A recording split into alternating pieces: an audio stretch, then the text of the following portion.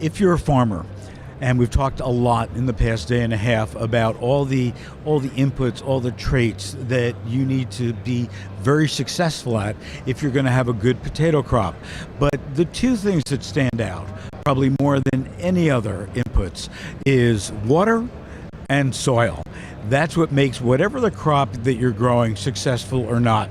So with me is John Campbell from Valley Irrigation. And John, let's talk about irrigation, because I think that the science has progressed, the technology has progressed, that from what I understand, you can irrigate a plant now versus just a whole field. So where are we on potato irrigation?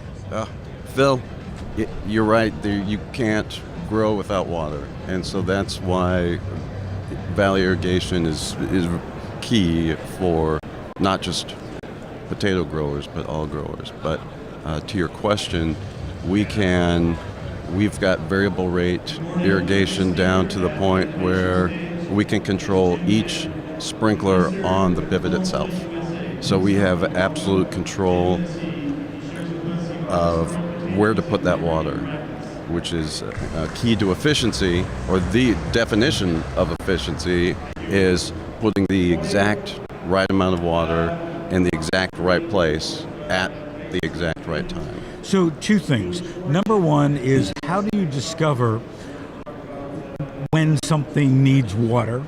And number two, from everything that I constantly read, the price of water for farming continues to increase. The quality of water continues to decrease. So you really have a very intricate balancing job that you've got to perform to help the farmer save money, not waste water, and do the right irrigation to have the best crop possible. Yes, and right now we have two interlinked technologies or products that we use to help growers really achieve that ideal mix of knowing when to water, how much to water, and where to put it. And so we have Valley Scheduling. We just globally released that. We've had it around for a number of years, but we had a global release later So talk last to me about year. the technology. How does that sprinkler here know to irrigate versus the sprinkler here? We write what's called a prescription for that field. So an agronomist will look at that field and say, here's what we're going to water and where we're going to water, based on the topography and the soil type. And then with the scheduling product, we work with, again, the agronomist, and that tells that grower when to water. So we can again say exactly where that water wants to go and when it should be there.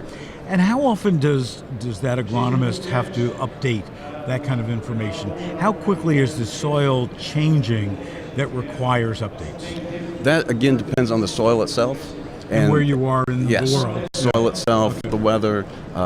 So that agronomist we rely on that agronomist's expertise to know when to do that. So when I look at the past year, that for farmers around the globe has been very tough and trying, and I look at some of the storms on the East Coast and the Southeast yes. here in the U.S., how does an agronomist and your firm adjust for those kinds of things? Because clearly the farmland in the Southeast never expected to have that kind of water, which has damaged a lot of crops, damaged a lot of lands. What's your role in helping them recover from that, if any? Let me ask you to restate the question. To Sure. recover from having the kind of storms that devastated farmlands and just certain crops. I see. With Valley Irrigation and a lot of those machines were damaged in that southeast. Good. I never even thought of that aspect of it. Yeah. And so without irrigation pivots, then that hampers their ability to produce crops. So we've worked with those growers in the southeast to really get those machines up and replaced. So as you've been quickly as busy the possible. past 6 months. Very, very. Yeah. And it's very unfortunate, those storms in the Oh. southeast, but Horrible. it's very rough for a lot of those growers down there.